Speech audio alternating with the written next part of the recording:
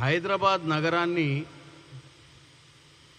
వాళ్ళ నాయన కేసీఆర్ ముఖ్యమంత్రి అయినాకనే హైదరాబాద్ నగరంలో మనుషులు చెత్తేసుకొని చెత్త కింద బతికేటట్టుగా మాట్లాడుతున్నాయి. గతంలో హైదరాబాద్ నగరంలో ఏ డెవలప్మెంట్ లేదు. మేము వచ్చినాకనే హైదరాబాద్ నగరం డెవలప్ అయింది. హైదరాబాద్ నగర ప్రజలు మొత్తం మేము వచ్చినాకనే ఏదైతే మీ అందరికీ తెలుసు వాస్కోడి గామ కనుక 1498లో భారతదేశాన్ని కనిపెట్టినట్టు కేసీఆరే తెలంగాణను కనిపెట్టినట్టు హైదరాబాద్ని కనిపెట్టినట్టు మాట్లాడుతుంది. మాట్లాడుకుంటూ గతంలో ఉన్నటువంటి చార్మినార్ కానీ హుసేన్ సాగర్ కానీ గోల్కొండ కానీ కాంగ్రెస్ ముఖ్యమంత్రులున్న హయాంలో వచ్చినటువంటి రాజీవ్ గాంధీ అంతర్రాష్ట్రీయ ఎయిర్పోర్ట్ కానీ ఓఆర్ఆర్ కానీ లేకపోతే హైటెక్ సిటీ కానీ మెట్రో కానీ వీటన్నిటి గురించి నాకు తెలిసి కేటీ రామారావు గారికి తెలవక మాట్లాడిండా, లేకపోతే ఆయన అమెరికాలో ఉన్నప్పుడు ఇవన్నీ కట్టిరు కాబట్టి ఆయన ఇండియాకు వచ్చి వాళ్ళ నాయన ముఖ్యమంత్రి అవుతాడన్న ఆలోచనతో ఇండియాకు వచ్చినాక వాళ్ళ నాయన వచ్చినాకనే ఈ రాష్ట్రంలో ప్రజలు 3 పూటల భోజనం చేస్తున్నారు. వాళ్ళ నాయన వచ్చినాకనే ఈ రాష్ట్రంలో అందరూ ఆయన లెక్క సూటు బూట్ వేసుకొని తిరుగుతురన్న ఆలోచనలో ఉన్నట్టు క్లియర్గా కనపడుతుంది. వాళ్ళ హయాంలో జరిగింది ఏందయ్యా అంటే ఓ 4 ఫ్లైఓవర్లు, ఒక సెల్ఫీ పాయింట్ దుర్గం చెరువు దగ్గర. ఆ సెల్ఫీ పాయింట్ పెట్టుకొని సెల్ఫీ డబ్బా కొట్టుకుంటుండు కేటీఆర్. ఆయన ఏదో హడ్సన్ బ్రిడ్జ్ మీద న్యూయార్క్లో కట్టిన బ్రిడ్జ్ అనుకొని మొత్తం డెవలప్మెంట్ మా వల్లనే అయిందని ఒక పిచ్చి భ్రమలో బతుకుతుండు కేటీ రామారావు గారు. నీ మాటలు ఎట్లున్నాయంటే దమ్ముందా ఎన్నికలు పెడతారా అంటాడు. ఎన్నికలు బరాబర్ పెడతాము, 42% రిజర్వేషన్ కోసం పోరాటం చేస్తాం. దాంతోపాటు ఎవరైతే పార్టీ మారిన ఎమ్మెల్యేలను నిలబడితే వాళ్ళను నిలబడమని చెప్పి వాళ్ళ సంగతి చెప్తాం, మా దమ్మేందో చూపిస్తామంటుండు. నేను ఒకటే అడగదలుచుకున్నా, 10 సంవత్సరాల నుంచి నీ దమ్ముకు దుమ్ము పట్టిందా అని.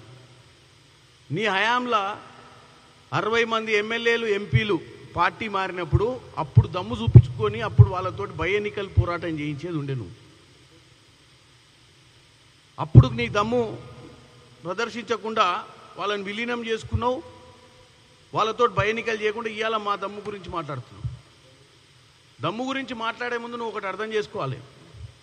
ఈ మధ్య కాలంలో 23 ఎన్నికలలో హైదరాబాద్ నగరంలో నాకు ఎక్కువ సీట్లు వచ్చినాయి అంటే అవును, హైదరాబాద్ నగరంలో నీకు ఎక్కువ సీట్లు వచ్చినాక 6 నెలలకే నీకు పార్లమెంట్లో గుండు సున్నా చూపించారు. ఎందుకంటే మేము అధికారంలో వచ్చిన 6 నెలలకే మీ పార్టీకి గుండు సున్నా వచ్చింది పార్లమెంట్ ఎన్నికలలో. మీరు దాన్ని మర్చిపోతున్నారు. తర్వాత వచ్చినటువంటి కంటోన్మెంట్ ఎన్నికలలో మీది 3వ స్థానం వచ్చింది. దాని గురించి మర్చిపోతున్నావు కేటీఆర్. ఇలా కేవలం జూబ్లీ హిల్స్ ఎన్నికలల్లో నా తడాకా చూపిస్తా అని చెప్పి మాట్లాడుతున్నావు. డెఫినెట్గా చూద్దాం, ఎందుకంటే అదేం పెద్ద దూరంలో లేదు, నీ ఆశ తీర్చుతాం. 3వ స్థానంలో వచ్చినటువంటి కంటోన్మెంట్ ఎన్నికలు నీ కళ్ళ ముందే కనపడుతున్నాయి. గుండు సున్నా వచ్చింది పార్లమెంట్లో, అది నీకు కనపడుతూనే ఉంది. నిన్న కేవలం పొలిటికల్ డైలాగులు కొట్టి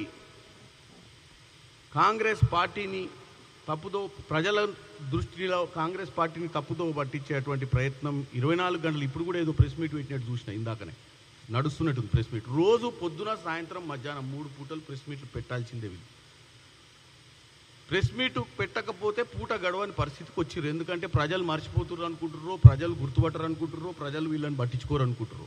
ఎందుకంటే ఇలా చూస్తే ఎట్లుందంటే పతివత పరమాన్నం వండితే తెల్లారిందాకా చల్లారలేదట కేటీఆర్ గారి పరిస్థితి అట్లుంది. ఎందుకంటే ఈయన అన్ని పతివత మాటలు మాట్లాడుతుండే. ఒక్కొక్కసారి 10 ఏళ్ల పాలన చూసుకుంటే మొత్తం కనపడతాయి మన పతివత మాటలన్నీ. అసలు ఎమ్మెల్యేలను ప్రజాస్వామ్యాన్ని కూని పట్టించిందే బీఆర్ఎస్. ఈ భారతదేశంలో బ్రాండ్ అంబాసిడర్. అసలు ఏ అపోజిషన్ పార్టీ లేకుండా 10 సంవత్సరాలు అసెంబ్లీని నడవకుండా, అసెంబ్లీలో చర్చలు పెట్టకుండా, మిగులు రాష్ట్రంగా ఉన్న రాష్ట్రంలో ఎన్ని జీవోలు చీకటి జీవోలు తీసిరో కూడా చెప్పకుండా ప్రజలకు దోచుకున్నటువంటి పరిస్థితి కేటీఆర్ గారి ప్రభుత్వంది వాళ్ళ నాయన హయాంలో. హైదరాబాద్ని తెలంగాణకు గుండెకాయ చేసినామని నేను చెప్పుకుంటుండు. హైదరాబాద్ని తెలంగాణకు గుండెకాయ చేయలే. హైదరాబాద్ని మీ కుటుంబము వాడుకుంది. ఈరోజు మీ ఆర్థిక పరిస్థితులను చక్క పెట్టుకోనికే హైదరాబాద్లో మీరు చేసినటువంటి కుటుంబ పాలన, కుటుంబ దందా వల్ల మీకు అట్లా కనపడుతుంది. హైదరాబాదు ఎప్పటి నుంచో డెవలప్ అయిన నగరం. హైదరాబాద్కి గతంలో చంద్రబాబు నాయుడు గారున్నా, రాజశేఖర్ రెడ్డి గారున్నా, ఎవరున్నా ముఖ్యమంత్రి హైదరాబాద్ డెవలప్మెంట్ ఎప్పుడు కుంటుపడలేదు, కుంటుపడదు కూడా. దాంతోపాటు హరీష్ రావు గారు నిన్న డెంగ్యూ వ్యాధి గురించి అదేదో రేవంత్ రెడ్డి గారి వల్లనే డెంగ్యూ వస్తున్నట్టుగా ప్రచారం చేస్తుండ్రు. ఏం మాట్లాడతారో అర్థం కాదు. ఆయన హయాంలో పేపర్ కట్టింగులు తీసుకొచ్చిన 19, 20, 21, 22 ప్రతి సంవత్సరం ఆయన వైద్య శాఖ మంత్రిగా ఉన్నప్పుడు ఇవన్నీ పేపర్ కట్టింగ్స్ అయినాయి. ఆయన నిన్న కేవలం ప్రెస్ మీట్ ఏదో విధంగా ఏ సందర్భంలో ఏ ఊరికి పోయినా ఎక్కడ పోయినా ఏదో విధంగా కాంగ్రెస్ పార్టీని, రేవంత్ రెడ్డి గారి నాయకత్వాన్ని దుమ్ము పట్టియాలని చెప్పి పారిశుభ్రం లేని కారణం వల్ల డెంగ్యూ వ్యాధి వచ్చి జనాలు చచ్చిపోతున్నారు. రేవంత్ రెడ్డి పట్టించుకోవట్లేడు. రేవంత్ రెడ్డి పట్టించుకోవడం నీకే బాగా తెలవాలి. ఎందుకంటే ప్రతి సంవత్సరం వానాకాలం వచ్చినప్పుడు డెంగ్యూ వ్యాధి రావడం జరుగుతూనే ఉంది. దాన్ని అరికట్టే విధంగా ప్రభుత్వాలు ఎన్నో నిర్ణయాలు తీసుకుంటుంది. నీ హయాంలో నువ్వు అంత గొప్పగా పోయి అందరం మర్చిపోయినావు అనుకోని చెప్పి నీ హయాంలో నేషనల్ న్యూస్, నీకు ఒక నేషనల్ న్యూస్ వినిపిస్తా.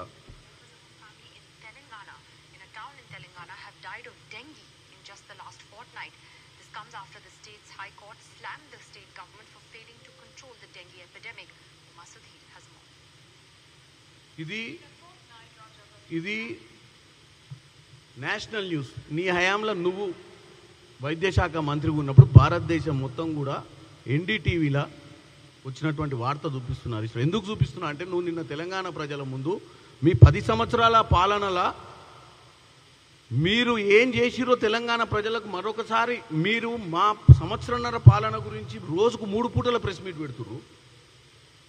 ఎక్కడ తప్పుదం లేకున్నా తప్పిదం ఉన్నట్టుగా చూపించే ప్రయత్నం చేస్తుర్రు. నీ హయాంలో నువ్వు ఇరిగేషన్ శాఖ మంత్రిగా ఉన్నప్పుడు ఏం జరిగింది ఈ రాష్ట్రానికి, నీ హయాంలో వైద్య శాఖ మంత్రిగా ఉన్నప్పుడు ఏం జరిగింది ఈ రాష్ట్రానికి క్లియర్గా తెలంగాణ ప్రజలకు గుర్తు చేసే ప్రయత్నం చేస్తున్నాయి ఈరోజు. ఇప్పుడు ఏమంటారు, ఓబీసీలకు టికెట్లు ఇవ్వాలనే కదా. నిన్న హరీష్ రావు గారు మాట్లాడుతాం, మేము ఓబీసీలకు టికెట్లు ఇస్తాము లోకల్ బాడీ ఎన్నికలల్లా అంటున్నాం. మేము ఓబీసీలకు చట్టబద్ధంగా 42% విద్య, ఉద్యోగ, రాజకీయంగా వాళ్లకు అవకాశాలు ఉండాలనే మేము ఒక ఆర్డినెన్స్ పాస్ చేసి ఆర్డినెన్స్ ద్వారా చట్టం చేయాలని చూస్తున్నాము. ఇవాళ మీరేంది మా ముందు ఒకటి మాట్లాడుతున్నారు, మరి మీరు కూడా మీకు 4 రాజ్యసభ ఎంపీలు. మేము మొన్న మకరద్వార్ దగ్గర ధర్నా చేసినాము. మరి ఎందుకు రాలేదు మీ రాజ్యసభ ఎంపీలు? మీకు కూడా చిత్తశుద్ధి ఉంది కదా ఓబీసీల మీద ఉన్నప్పుడు. మరి మీ ఎంపీలు 4 అన్న బీజేపీ ఎంపీలు అంటే రాలేదు. వాళ్ళు ప్రభుత్వంలో ఉర్రు, మేము బట్లాడినా వస్తలేరు వాళ్ళు. కానీ మీరైతే రావాలి కదా. మీ 4 రాజ్యసభ ఎంపీలను మకరద్వార్ దగ్గర మేము ప్రియాంక గాంధీ గారిని అందరిని తీసుకొచ్చి మేము ధర్నా చేసినప్పుడు ఈ రాష్ట్ర ఓబీసీ బిడ్డల మీద మీకు మమకారం ఉంటే మరి ఎందుకు రాలేదు మీ 4 రాజ్యసభ ఎంపీలు? ఇప్పుడు మేము బిల్లు పాస్ చేసినాక మేము లోకల్ బాడీ ఎన్నికలు 42% ఇచ్చి పెట్టాలి అన్న ఆలోచనతో మేము మొన్న పిఏసీ మీటింగ్ పెట్టి పిఏసీ మీటింగ్లో ఒక కమిటీ వేసి 26వ తారీఖు కల్లా ఏం చేయాలనే దాని మీద నిర్ణయం తీసుకునే ప్రయత్నం చేస్తున్నాం. ఓబీసీలకు న్యాయం చేయాలన్న ఉద్దేశంతో మీరు కేవలం 4 రోడ్ల మధ్యన అక్కడిక్కడ మైకు దొరికిన కాడల్లా పనికిరాని ముచ్చట్లు మాట్లాడుకుంటూ, సంబంధం లేని ముచ్చట్లు మాట్లాడుకుంటూ నువ్వు నీ బామ్మర్ది కేవలం తెలంగాణ ప్రజలను ఉన్న ప్రభుత్వం మీద చెడు ప్రచారం చేసే ప్రయత్నం చేస్తారు. ఇప్పుడే అంటాడు 6 గ్యారెంటీలు ఇచ్చి ఏం చేసిరని. నేను చెప్పకనే చెప్తున్నాం. రోజు హైదరాబాద్లో వండుకోకూరి ఊళ్ళో పోయి చూస్తే తెలుస్తుందని చెప్పిన. కేటీఆర్ కనుక ఊర్లలో పోతే 3500 ఇల్లులు ఒక్కొక్క నియోజకవర్గంలో ఈరోజు సోమవారం బిల్లులు వస్తున్నాయి. కింద పునాది వేస్తే 1,00,000, గోడలు కడితే 1,00,000, స్లాబ్ వేస్తే 2 లక్షలు డిస్బర్స్మెంట్ చేసుకుంటా వాళ్ళ హయాంలో 10 సంవత్సరాల 2 బెడ్రూమ్ల ఇల్లులు కేవలం వాళ్ళ అయ్య ముచ్చటకు అల్లుడో సేడ వండుకోవాలి, బిడ్డో సేడ వండుకోవాలి ముచ్చటకే అంకితమైనవి తప్ప అవి ఎప్పుడు గ్రౌండింగ్ కాలే. ఇవాళ 3500 ఇల్లులు ప్రతి ఎమ్మెల్యే కాన్స్టిట్యున్సీలో పోయి కొబ్బరికాయలు కొడుతురు, ఇంటింటికి పోయి ఆ ఇళ్లలో పోయి చీరలు పెడుతురు ఇల్లులు కట్టిన. ఇది కనపడతలేదు కేటీఆర్కి. హైదరాబాద్లో కూర్చొని ఇప్పుడు తెలంగాణ భవన్లో ప్రెస్ మీట్ పెట్టి ఏం చేసింది కాంగ్రెస్ పార్టీ అని మళ్ళీ అడుగుతుంది. కాంగ్రెస్ పార్టీ ఏం చేస్తుందో ప్రజలకు తెలుసు. రేపు ఎన్నికలు పెడితే తెలుస్తుంది నీకు కాంగ్రెస్ పార్టీ ఏం చేసిందో. ఎందుకంటే నువ్వు నేను ఇట్లా మాట్లాడుకొని నీకు ఆఫీస్ ఉంది, నీకు ఒక మైక్ దొరికిందని నువ్వు ఏది పడితే అది మాట్లాడి మార్కులు సంపాదించిన అనుకుంటే చెల్లదు. రేపు లోకల్ బాడీ ఎన్నికలు పడితే ఎవరికి డబుల్ బెడ్రూమ్లు ఇల్లులు వచ్చినాయో,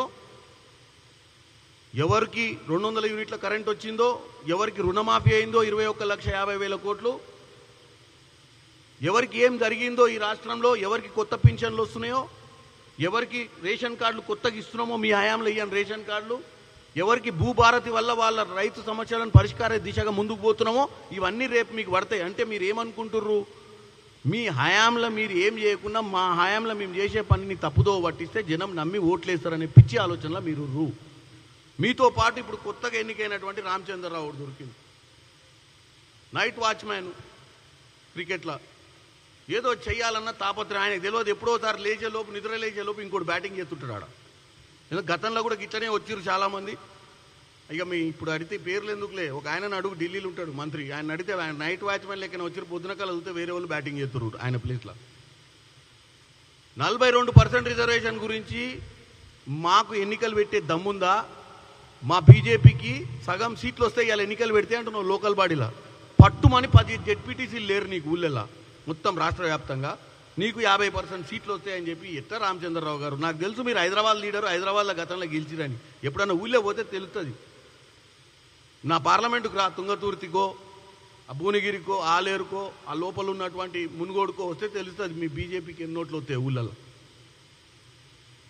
నేనేమంటున్నా రామచంద్రరావు గారు, ఈ ఇద్దరు బావబామర్దులకు నీకు ముగ్గురు కలిపి చెప్తున్నా ముచ్చట. 42% రిజర్వేషన్ మీద నువ్వు మంచి వాగ్దాటు, ఈ మధ్య బ్రహ్మాండమైన పర్ఫార్మెన్స్ ఉంది నీది అధ్యక్షునైనప్పటి నుంచి.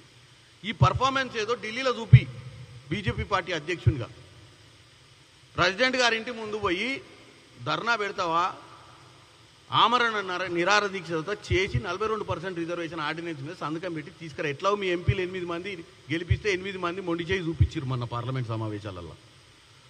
జంతర్ మంతర్ల సమావేశం పెట్టి రాష్ట్ర వ్యాప్తంగా బీసీ బిడ్డలు వస్తే ఆడికి వచ్చి 2 ముచ్చట్లు కూడా చెప్పలేదు. దేశం మొత్తంలో ఉన్న 50 మంది ఎంపీలు వచ్చి మద్దతు పలికితే కూడా 8 మంది తెలంగాణ ఎంపీలు ఎవరైతే ఓట్లు వేయించుకుర్రో బీసీ బిడ్డల చేత ఒక్క ఎంపీ కూడా వచ్చి మాట్లాడిన దాఖలాలు లేవు. ఆర్డినెన్స్ పాస్ చేయించండి, 42% రిజర్వేషన్ పెట్టి ఎన్నికలకు పోదాం. మేము ఇచ్చిన మాటను నిలబెట్టుకునే ప్రయత్నంలోనే ఇందాకనే చెప్పిన పిఏసీ మీటింగ్ పెట్టుకొని ఒక ప్లాన్ ప్రకారం ముందుకు పోతున్నాం.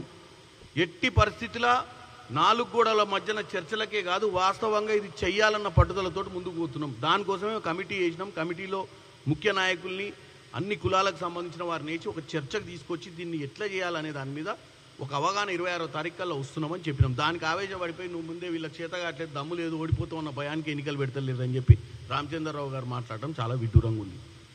నేను ఇప్పుడు ఈ ముగ్గురికి ఒకటే చెప్తున్నా, పని చేద్దాం. రేపు ఆర్డినెన్స్ 42% ఓబీసీ రిజర్వేషన్స్ వీటన్నిటి గురించి మేము చిత్తశుద్ధితో చేస్తున్నాం. మీకు చిత్తశుద్ధి ఉంటే మీరు ఈరోజే డిక్లేర్ చేయండి, మీ 2 పార్టీలు 42% రిజర్వేషన్ పార్టీ పరంగా మేము ఇస్తున్నామని చెప్పండి. సమస్యనే పరిష్కారం అయిపోయాయి. ఆర్డినెన్స్ గురించి ఏముంది? రేపు పొద్దున 42% కాంగ్రెస్ పార్టీ ఏదైతే పోరాటం చేస్తుందో, ఒకవేళ ఆర్డినెన్స్ పాస్ కాకున్నా, ఒకవేళ ఆర్డినెన్స్కి అడ్డంకులు వచ్చినా, ఒకవేళ కాంగ్రెస్ పార్టీ చేద్దామనుకున్నా, ఎవరన్నా కోర్టు కేసులు వేసినా కానీ మేమందరం కూడా ఒక నిర్ణయానికి వచ్చినాం. 42% రిజర్వేషన్లు లోకల్ బాడీ ఎన్నికలల్లో ఓబీసీలకు ఇస్తాము అని చెప్పి ముందుకు రండి. పోనీ ఆ చిత్తశుద్ధన్న ప్రకటించండి, ఊకే ఆ సొల్లుబొల్లు మాటలు మాట్లాడకుండా. అదైతే మీ పార్టీ నిర్ణయమే కదా, దీనికి రాజ్యాంగ నిపుణులు అవసరం లేదు కదా మీరు మీ పార్టీలో నిర్ణయించుకోవడానికి. మాకంటే మేము ప్రభుత్వంలో ఉన్నాం కాబట్టి, మేము ఆర్డినెన్స్ పాస్ చేసినాం కాబట్టి ఈరోజు మా ముఖ్యమంత్రి ప్రత్యేకంగా ఢిల్లీకి పోయి అక్కడ న్యాయవాదులతో మాట్లాడి దీన్ని ఎట్లా అడ్డంకులు లేకుండా చేసుకోవచ్చు, దీన్ని ఏ విధంగా ఇంప్లిమెంట్ చేయొచ్చు అనే దాని మీద చర్చ నడుస్తుంది. మరి మీ పార్టీలు అయితే మీ పార్టీలు సొంతంగా ఇవ్వచ్చు. ఎట్లాగో మేము ఇద్దామని అనుకుంటున్నాం కదా మా సైడ్ నుంచి. మరి ఆ విషయం చెప్పకుండా ఎన్నికలకు వస్తారా, దమ్ముందా, దమ్ము లేదు, బై ఎన్నికలకు వస్తారా, గతం 60 మంది ఎమ్మెల్యేలను జాయిన్ చేయించుకుని ఎంపీలు జాయిన్ చేయించుకున్నాడే పతివత మాటలు మాట్లాడుకుంటా ప్రజలందరూ కళ్ళు మూసుకుర్రు, గతం చరిత్రను మర్చిపోయారు, మేము చాలా గొప్ప నాయకులము, ఈ రాజ్యాంగానికి నిబంధనలతో పనిచేసినటువంటి నాయకులమని కొందరు. కొంతమంది ఆ పార్టీ అధికారంలో ఢిల్లీలో ఉండి కూడా ఈ పనులు కాకుండా చేస్తున్నటువంటి ప్రయత్నం చేస్తుంది. రామచంద్రరావు గారు నిజంగా మీరు మీకున్న పట్టుదల కనుక మీరు ఢిల్లీలో చూపిస్తే 1 ఓబీసీ ఆర్డినెన్స్ పాస్ అయింది, 2 మెట్రో ఫేజ్ 2 వస్తుంది, 3 RRRకి సంబంధించిన ల్యాండ్ ఎక్వైజేషన్, RRRకి సంబంధించినటువంటి ఇప్పుడు క్యాబినెట్లో అప్రూవ్ కావాల్సినటువంటి నార్త్ పార్ట్ అప్రూవ్ అయిపోతుంది. ఈ రాష్ట్రానికి నెంబర్ 1 రాష్ట్రంగా ఈరోజు ముందుకు పోయే పరిస్థితి ఉంటుంది. ఎందుకంటే అర్బనైజేషన్లో ఈరోజు RRR అనేది, మెట్రో అనేది కనుక 2 పనులు అయితే మూసీ ప్రక్షాళన చేసుకొని మూసీ నదిని హైదరాబాద్ నగరం నడిబొడ్డున కనుక మనం బాగా చేసుకుంటే ఈ భారతదేశంలోనే నెంబర్ 1 సిటీగా మన హైదరాబాదు, నెంబర్ 1 రాష్ట్రంగా తెలంగాణ ముందుకు పోద్ది. కాబట్టి మీరు మాటలు బంద్ చేసి చేతలలో చేయండి. ఏమన్నా అంటే మైకులు దొరికినాయి కదని దబదబలు ఆడియకుర్రి, ఎందుకంటే వాస్తవాలు ప్రజలు చూస్తుర్రు అనే దాన్ని గుర్తుంచుకోమని తెలియజేస్తున్నాను.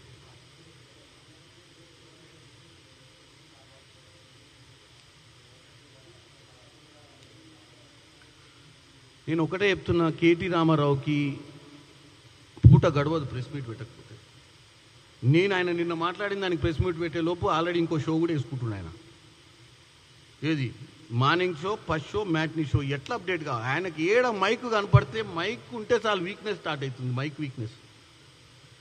రేవంత్ రెడ్డిని బీజేపీ ఎంపీలే కాపాడేది ఉంటే రేవంత్ రెడ్డికి అడిగిన RRR ఈ పార్టీకి శాంక్షన్ అయ్యేది. 20 సిటీలల్లో మెట్రో వచ్చింది. మేము మెట్రో ఫేజ్ 2 కోసము ప్రతిరోజు పోయి మంత్రుల్ని కలిసి వస్తున్నాము.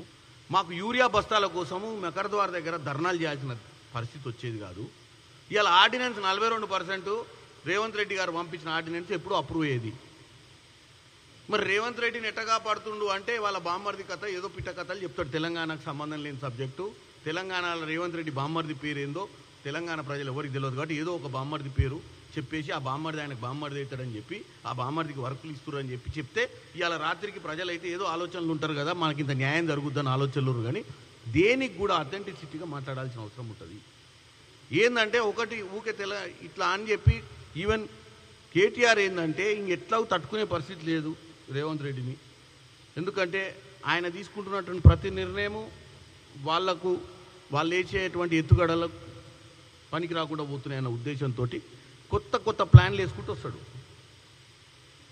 ఇప్పుడు కేటీఆర్ ఒకటి చెప్పమని, ఇప్పుడు ఎరువుల బస్తాలు 2 లక్షలు ఇచ్చినోనికే ఓటేస్తాను వైస్ ప్రెసిడెంట్కి. బుద్ధి ఉండాలి. తెలంగాణ నుంచి వచ్చినోనికి నువ్వు సపోర్ట్ చేస్తా అనకుండా తెలంగాణ సెంటిమెంట్నే మర్చిపోయినోనివి. తెలంగాణలో ఉన్నటువంటి ప్రజలు కోరుకొని తెలంగాణ తెచ్చుకుంటే మీ నాయన ముఖ్యమంత్రి అయిండు. ఇవాళ నువ్వు ఈ స్థాయిలో ఉన్నావు. ఇవాళ బ్రహ్మాండంగా 1000 కోట్లకు అధిపతి అయినావు దోచుకున్న డబ్బుతోటి. తెలంగాణ అనగానే ఎందుకంత నీకు పనికి రాకుండా అయిపోయిందో నాకు అర్థం కావట్లే. అరే తెలంగాణ నుంచి ఒక వైస్ ప్రెసిడెంట్ నిలబడితే మీకున్న 4 ఓట్లు మేము తెలంగాణ బిడ్డకేస్తామని చెప్పి వెళ్ళిన పోయి ఆ తెలంగాణ ఎరువుల బస్తాలు మరి మేము పోయి ధర్నా చేసినాక 50,000 టన్నులు మెట్రిక్ టన్నులు అయ్యాలి సాయంత్రం కల్లా ఇస్తా అని చెప్పాడు. మరి ఓటేయి మరి నలుగురు. ఈ ముచ్చట చెప్పడు. ప్రెస్ మీట్ పెట్టి రోజుకో కొత్త ముచ్చట, కొత్త కథ, ఏదో ఎక్కడ రాసుకొస్తాడో స్క్రిప్ట్, ఆ స్క్రిప్ట్ తీసుకొచ్చి చదివి తెలంగాణ ప్రజల్ని తప్పుదోవ పట్టిస్తాడు. ఓకే అడగండి. అరే నువ్వు అంటే నువ్వు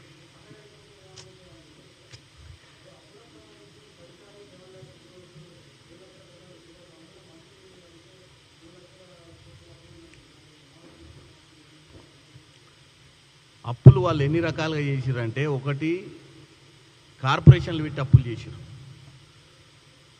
ఈవెన్ ఈరోజు 40 నుంచి 45 వేల కోట్ల రూపాయలకు కాంట్రాక్టర్లకు ఎగ్గొట్టిపోయారు వాళ్ళ హయాంలో చేసిన కాంట్రాక్టర్లకు. సివిల్ సప్లైస్లా ఏదైతే బకాయిలు మీరు చూసినట్టయితే ఏది రైస్ కొనుగోలు చేసిన ఈ మన రైతులకు వీళ్ళు ఇచ్చి రైతులు తీసుకుపోయి ఆ వడ్లను తీసుకుపోయి రైస్ మిల్లులలో పెట్టినటువంటి బకాయిలు కూడా 80,000 కోట్లు పెట్టిపోయారు. ఇట్లా చెప్పుకుంటూ పోతే వీళ్ళ చీకటి. నేను అనేది అంటే ప్రజాస్వామ్యాన్ని కూని చేసినప్పుడు అసెంబ్లీలు నడవనప్పుడు ఇష్టారాజ్యంగా ఏ కార్పొరేషన్ ఉంటే ఆ కార్పొరేషన్ మీద లోన్లు తెచ్చుకోరు. అన్రిజిస్టర్డ్ లోన్స్ అంటే సెంట్రల్ గవర్నమెంట్కు ఒక పోర్టల్లో పోయి ఎతికితే దొరకని లోన్స్ చాలా ఎత్తుకురు వీళ్ళు. లెఫ్ట్ రైట్ సెంటర్ దోసుకురు తెలంగాణను. ఏ రూపంలో 12% లోన్ ఇవ్వడం తీసుకుంటాడు ఆ రాష్ట్రాల్లో. ఇంటికి హౌసింగ్ లోన్ తీసుకోగా చూసినాం కానీ రాష్ట్రాలలో 2%కు 3%కు లోన్లు తెచ్చుకుంటారు వరల్డ్ బ్యాంకులకు పోయి. ఇష్టారాజ్యంగా ఒక్కటే ఒక ప్రాజెక్టు మీద కాన్సన్ట్రేట్ చేసిర్రు. ఇవాళ నేను ఊర్లలో పోతే ఇవాళ వాటర్ ప్లాంట్లు పెడుతున్నాం ఊర్లలో. ఇవాళ పోతే టాయిలెట్లు లేవు స్కూళ్ళల్లో, ప్రైమరీ హెల్త్ కేర్ సెంటర్లలో టాయిలెట్లు లేవు. ఇవాళ 8 లక్షల కోట్లు అప్పైందని మేము అంటున్నాం. పోనీ వాళ్ళు 6 లక్షలు అయింది అంటున్నారు, 5 లక్షలు అయిందో అది రమ్మని చెప్దాం. మరి గిన్ని లక్షల కోట్లు అయినా కానీ ఆ ఊర్లలో ఎందుకు టాయిలెట్లు ఉంటలేవు? ఆ 10 ఏళ్లలో మీరు బంగారు తెలంగాణ చేస్తా అని చెప్పి ఏం చేసినట్టు? ఇవాళ మీరు లెక్కలల్లో తేడా వచ్చింది. మేము ఇంత దోసుకోలేదు, ఎట్లకెళ్ళి దోసుకుర్రు మాకు తెలియకుండా కూడా దోసుకుండా అన్న ఫీలింగ్లు ఉన్నట్టు. మీరు లెక్కలు బరాబర్ అన్నీ చూపిస్తారు, ఉట్టిగానే లెక్కలు లేకుండా మాట్లాడరు. కాకపోతే మీరు అన్నట్టు లెక్కలు ఎందుకు దొరుకుతలేవు అంటే వీళ్ళు ఇప్పుడు 40,000 కోట్లు ఎవరు అకౌంట్లు వేయాలి? ఇప్పుడు కాంట్రాక్టర్లు 40,000 కోట్లు ఎగ్గొట్టిపోయారు వీళ్ళు. ఆ 40,000 కోట్ల కాంట్రాక్టర్లే ఈరోజు రోజు టోకెన్లు పట్టుకొని రోడ్ల మీద తిరిగేటోళ్ళు. వీళ్ళ హయాంలో జరిగినటువంటి వర్కుల లెక్క కూడా వాళ్ళ అకౌంట్లకే పోవాలి కదా. ఇవన్నీ వస్తే ఎన్ని లక్షల కోట్లు అయిద్దో మరి ప్రజలు అర్థం చేసుకోవాలి.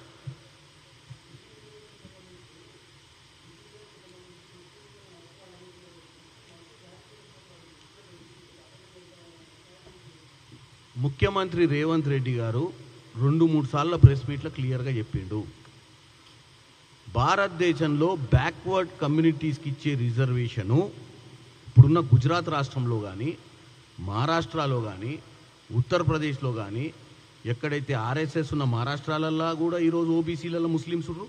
ఇది ఈరోజు వచ్చిన సమస్య కాదు.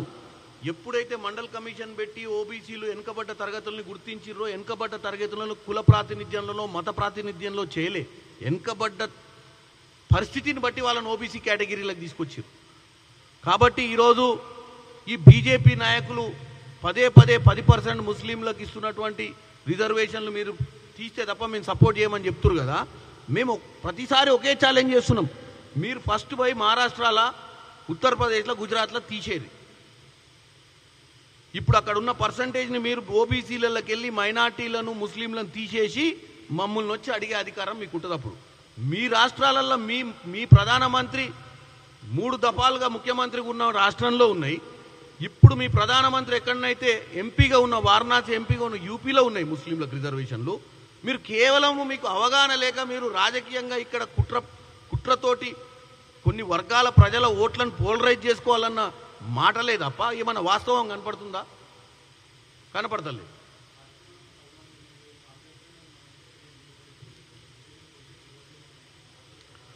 ఇప్పుడు మ్యాటర్ స్పీకర్కి ఉపయోగిండ్రు. స్పీకర్ ఆ ఎమ్మెల్యేలతో డిస్కస్ చేస్తాడు, స్పీకర్ ఏందనేది చెప్తాడు. స్పీకర్ అనేటైనా నిర్ణయం తీసుకునే పరిస్థితి ఉంది. సుప్రీంకోర్టు స్పీకర్ని ఆదేశించింది నిర్ణయం తీసుకోమని. వాళ్ళ ఇండివిజువల్గా వాళ్ళు ఏమంటారు అనేది వాళ్ళ ఇండివిజువల్ కెపాసిటీ మీద డిపెండ్ అయి ఉంటుంది. చామల కిరణ్ రెడ్డి ఇక్కడ కూర్చొని వాళ్ళ మైండ్లో ఏముంది, వాళ్ళు ఏం మాట్లాడుతున్నారు అనేది నేను చెప్పే పరిస్థితి ఉండదు.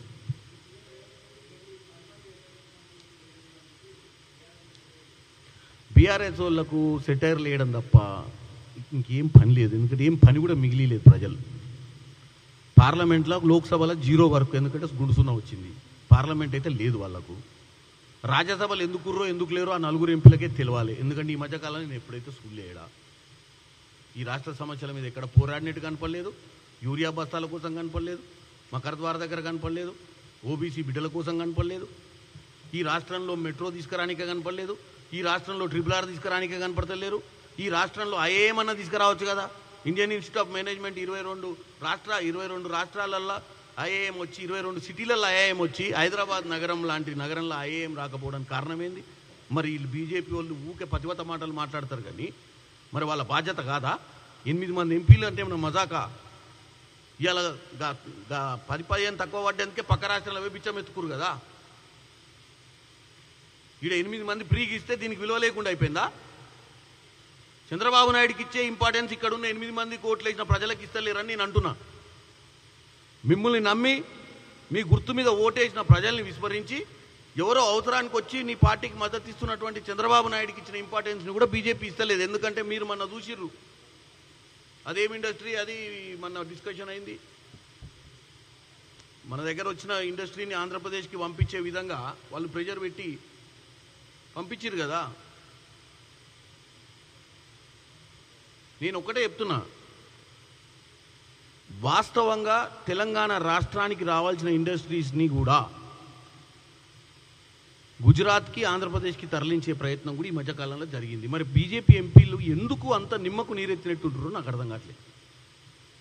వాళ్ళ బాధ్యత కాదా ఓన్లీ కాంగ్రెస్ పార్టీని బ్లేమ్ చేయాలి, కాంగ్రెస్ పార్టీని ప్రజల ముందు విలన్ చేయాలి, కాంగ్రెస్ పార్టీ హయాంలో ఏ ప్రాజెక్టు జరగకూడదు, రేవంత్ రెడ్డి గారి హయాంలో ఓ పక్కన ఆయన అంటాడు బీజేపీ ఇప్పుడే అంటున్నాడు, కేటీఆర్ అంటున్నట్ట బీజేపీ ప్రభుత్వము రేవంత్ రెడ్డిని కాపాడుతుంది, ఏదో వాళ్ళ బామ్మర్ది కాంట్రాక్ట్. నేను అనేది ఏంటంటే బీజేపీ వాళ్ళ నాయకులందరూ కూడా రేవంత్ రెడ్డి హయాంలో ఏ ప్రాజెక్ట్ ఇవ్వద్దని డిసైడ్ అయిపోయి, ఒకవేళ రేవంత్ రెడ్డి గారు కానీ మేము కానీ పోయి ఎక్కడన్నా మంత్రులతో సెంట్రల్ మినిస్టర్లతో మాట్లాడొచ్చిన తెల్లారే వీళ్ళు పోయి మాట్లాడుతారు ఇయ్యకుర్రని. ఇస్తే మీరు ఏమో గట్టిగా అయిపోతారు, అలాగే మళ్ళీ బీజేపీ రాదు అధికారంలోకి. ఆ బీఆర్ఎస్ వాళ్ళు అయినా నయమే కానీ వీళ్ళు వద్దు మనకు, కాంగ్రెస్ ముక్త్ భారత్ చేయాలని మన బాస్ అంటుంటే మీరేంది కాంగ్రెస్ పార్టీ సీఎం వస్తే ఆయనకు అన్ని ప్రాజెక్టులు ఇస్తారా అని చెప్పి అడ్డుపడే ప్రయత్నం వీళ్ళే చేస్తురు కదా. సో ప్రజల్ని కన్ఫ్యూజ్, ఆయన అంటాడు బీజేపీ వాళ్ళు రేవంత్ రెడ్డి గారికి సపోర్ట్ చేస్తున్నారని, వీళ్ళేమో రేవంత్ రెడ్డి హయాంలో ఏ ప్రాజెక్ట్ ఇవ్వద్దని వీళ్ళు, రావాల్సిన ప్రాజెక్టులు ఇక్కడ మేము వస్తామని చెప్పి కన్సెన్సస్ ఇచ్చిన కంపెనీలు కూడా వెనకకి తిరిగిపోయినాయి.